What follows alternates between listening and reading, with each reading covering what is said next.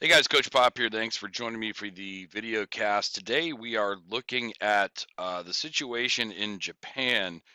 And in particular, what we're going to focus on is the idea of how much of what is happening in Japan in this time period is a continuation of what happened and how much of it is new.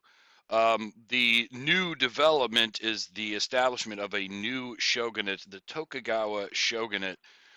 But let's back up just a little bit and remember that in the post-classical period, in the previous period, that there was a situation of constant fighting among the daimyo, who are all trying to position themselves to be the shogun. The shogun himself is actually pretty politically weak, and so there's this constant fighting that creates a sort of classic feudal system.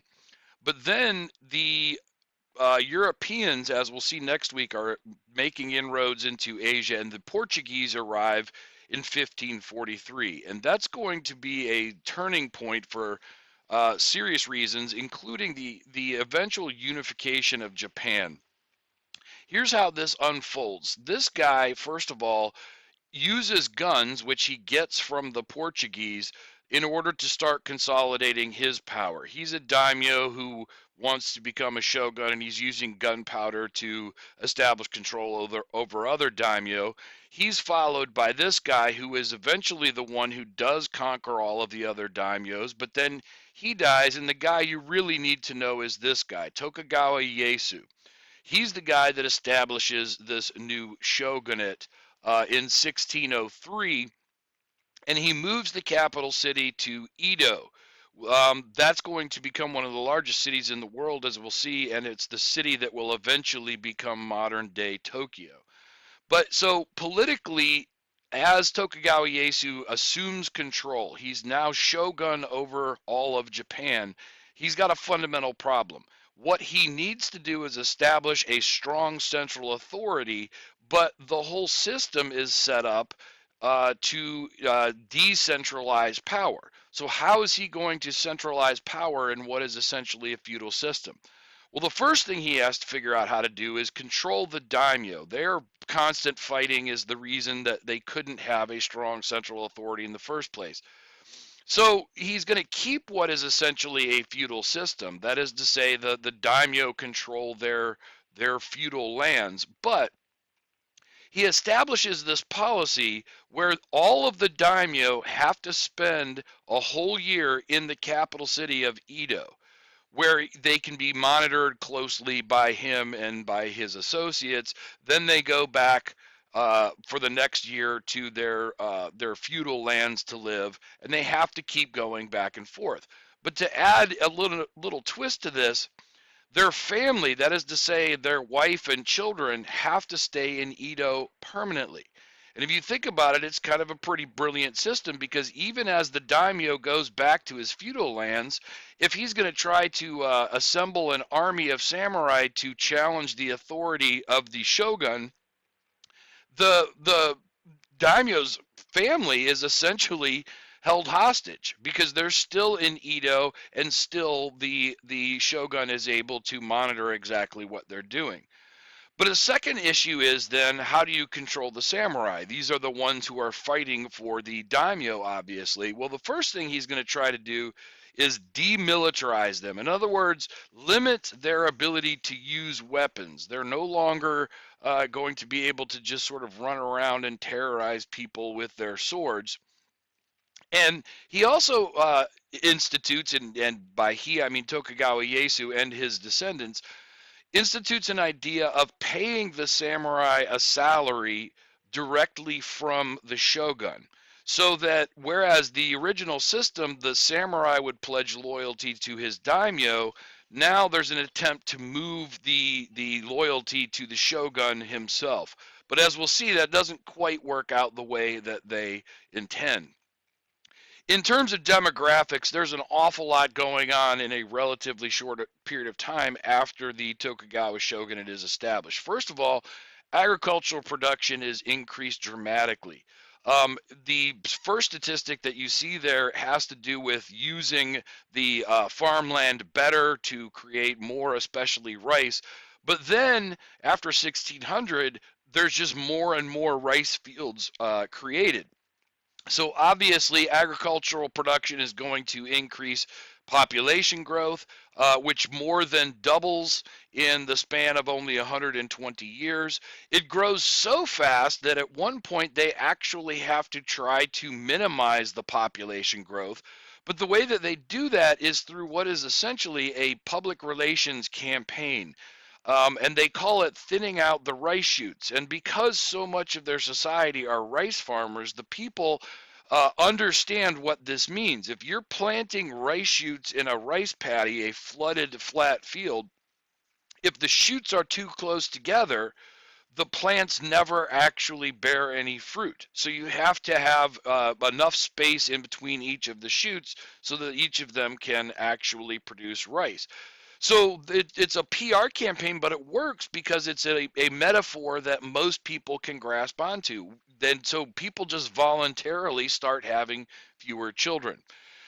Overall, then, as is typically the case, this population growth is going to lead to urbanization. By 1720, the largest city in the world that is outside of China, I believe at the time, 5 of the top 6 are in China. But the biggest city outside of China is Edo, the capital city that will become Tokyo. But even more so, for reasons we'll see here in just a second, more and more larger cities, not quite so big, are going to pop up in Japan at the same time. Part of the reason for this, though, has to do with something called the Tokaido roads. And what you're looking at here is a map of the original scheme. It's worth pointing out that today Japan is well known for its high-speed rail system, which in many ways just sort of was built over what the basis of the Tokaido roads were. But the original idea for the Tokaido roads was they would establish checkpoints where the officials of the shogun would be able to monitor every traveler, find out where they're going, what they're doing. If they were samurai, they would have to check their swords and their weapons. It was originally designed as a way to control particularly the samurai who are traveling around, but it has the consequence of creating increased domestic trade. If you look at that particular image, the main line is the one that's sort of running on the south coast, and then there's lines that are running off of those into villages. And the effect of that is those villagers are able to move around to sell and buy goods from places that they might otherwise not have had access to. But this is fueled by the discovery of silver, and we'll talk more about this in 2 weeks. But by far the largest silver mine in the world is discovered in Spanish America, this place called Potosi, which is going to dramatically affect the global economy. But in terms of Japan, they discover a silver mine that is the second largest in the world, and that silver then is sort of flushed throughout the domestic economy. And just as the Tokaido roads ends up fostering more domestic trade, so too does the amount of silver that is flowing through their economy. That silver is then transformed into a common currency. So again, a situation where in the past every daimyo would issue his own currency, and obviously the daimyos are so packed together that that has a negative impact on domestic trade. Having all of the realm using one currency, another way of creating more domestic trade.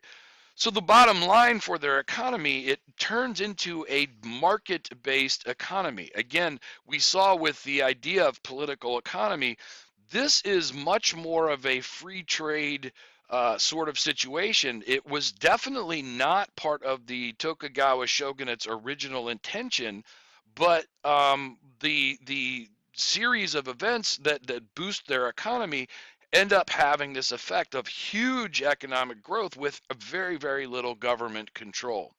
In terms of society, at the top of the social hierarchy that was created by the feudalism of the previous period, obviously, is the warrior class, which includes the daimyo and the samurai. and others, but those are the two biggies. So what's going to happen to them in this new sort of consolidation of power? Well, some of these daimyo and samurai become bureaucrats and start actually working for the shogun himself. Some of them are taking advantage of this boom in domestic trade that is relatively little regulated, and so they become market investors and are making so much money they kind of don't have to do anything else. But one of the big problems had to do with these samurai who were paid by the shogun directly. And what was happening as the silver is flushing through the economy, it's creating a little bit of inflation. And the salary of the samurai was at a fixed rate and it was never adjusted. And so over time, some of these salaried samurai are going deeper into debt because their only income is fixed, but the price of living is increases. And so many of them start turning to money lenders, to merchants who, again, are supposed to be at the bottom of the social hierarchy, a trait that they got originally from the Chinese. And so many of these samurai are now basically controlled by merchants who have lent them so much money that they can no longer get out of debt. As for the commoners, though, they generally are benefiting from all of this economic activity. All of this growth is really fueling a kind of middle class, if you will. The merchants, artisans, peasants, who, again, while they are, typically, especially the merchants, supposed to be at the bottom, they're benefiting from this greatly. And one of the effects of this is increasing literacy. These common people who now have more money to spend are learning how to read and write. Poetry becomes a big deal, as we'll see in just a moment, but this is leading to something that we'll come back to later on because it's happening in societies all throughout the world. The rise of a popular culture, of culture and art and artistic achievement being accessible to everybody, not just the elite. So looking specifically at that culture, poetry takes on a very unusual place in Japanese society and culture during the Tokugawa period. Two forms, one of which you've probably heard of, haiku, and renga is a kind of haiku, but it's linked together. And in fact, people would just join together and have these sort of social gatherings where they would collectively write these long poems called renga. And this was like just a thing that common people would do for fun. At the same time, we start seeing tea houses, places where people are going to socialize and experience culture. Brothels, if you don't know what those are houses of ill repute. They are where prostitutes can be bought.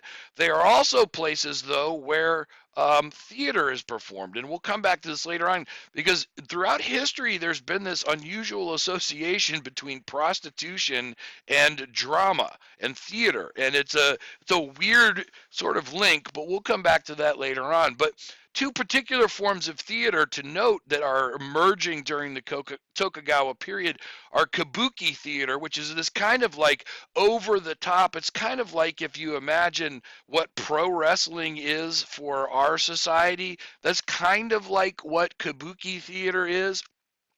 Another form, though, is bunraku, which if we could call it puppet theater, except for it's not puppets like for children. They're adult stories, adult themes, and adults are running them. But if you look at this image in the right, we're going to look at this more closely in class later on. But the two guys that you can see their faces are controlling the puppets, and they're like rock stars because they're like the most famous guys for their ability to use these puppets to depict very minute facial expressions, hand expressions, etc. But you might also notice to their side, there's two guys who are, their heads are covered. They're like the apprentices who are controlling, like, the legs and the less important pieces of the puppets. Another form that you may be familiar with is and I'm not even going to try to pronounce it, my Japanese is terrible, a kind of woodblock print. And this is a pretty famous image that you've probably seen before. But the idea here is they're creating carvings in wood, and the Japanese come up with this way of layering different colors of paint on them such that you can press them and mass produce artworks. That mass production, again, is fueling into this rise of popular culture because those are pieces that are now affordable by a sort of emerging middle class. Now, eventually, there's a rather controversial position taken by the Tokugawa Shogunate that involves their isolation. Over time, the Japanese, originally, their support for foreigners turns to xenophobia. That is to say, the fear or hatred of outsiders. Um, the Portuguese and the Spanish missionaries who were, originally welcomed by the shogunate are now seen as a destabilizing influence. The Tokugawa shogunate has worked so hard to centralize its authority in what is essentially a feudal system that they now start to see the Europeans, and particularly Christianity, as a threat to their control over their society. And so in 1612, all of the missionaries are kicked out of Japan, and those people who, the Japanese who had converted to Christianity, if they do not renounce their faith, are literally put to death. The closed country edict, which is an official policy of the shogunate, that the Tokugawa shogunate is put into place in 1636. This policy says Japanese are forbidden to travel abroad. No Japanese can go to foreign countries and trade in foreign markets. The only trade that is allowed, the external trade, domestic trade's going crazy, but the only foreign trade that is allowed is by the Chinese and the Dutch, but only in one port, Nagasaki. So again, there's very limited foreign trade, and it's very, very tightly controlled by the shogunate himself. This was the official policy, and yet it's not clear that this actually is how it worked. For example, we know for a fact there were some merchants that were traveling, especially to ports in China. So it appears officially Japanese weren't allowed to travel abroad and trade in foreign markets, but it appears that it was happening, and the shogunate was kind of looking the other way. Moreover, there's a lot of people who are still interested in Western ideas and what's going on there. And an example of this, in Nagasaki, there's actually a school of Dutch studies that is created. Now, it's run by the Dutch, who are the only people who are allowed in the port. We'll talk about why it was the Dutch, by the way, as opposed to the Portuguese or Spanish. We'll talk more about that later on.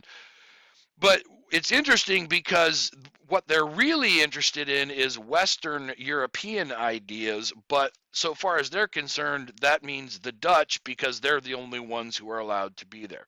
So again, this question of isolation, like to what degree does the Tokugawa shogunate really cut itself off from the rest of the world in this time period? This is one of the things we're definitely going to examine more closely in class. I want to thank you for your attention, and I will look forward to seeing you in class in whatever form that might be.